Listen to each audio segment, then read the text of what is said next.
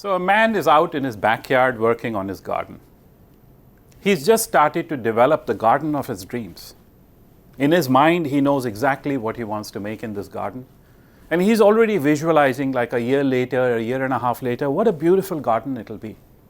He'll invite his friends over, they'll have a nice meal sitting in the garden, al fresco, they'll have a nice bottle of wine, some great food.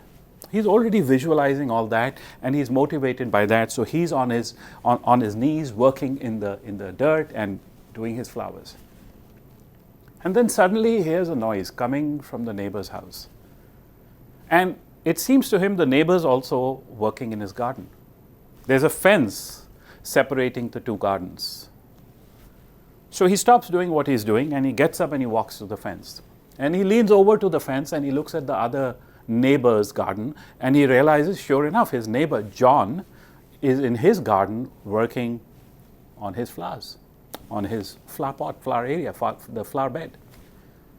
So he leans over and he sees what John is doing, and then he calls him over. Hey John, what are you doing? What flowers are you planting? He says.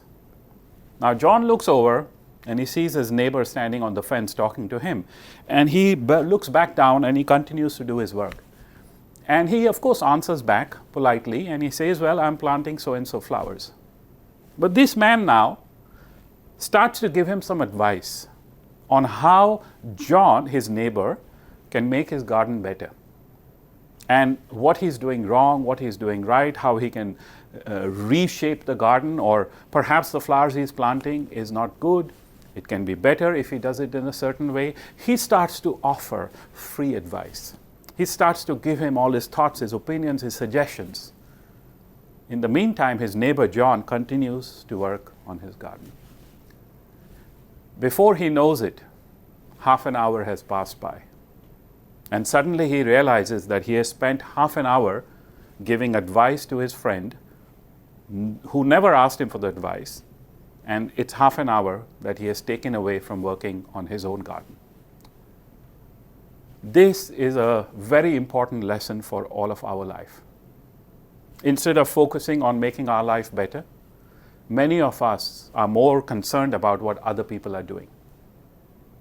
Instead of working on our own garden, we are giving people advice on how to make their garden better.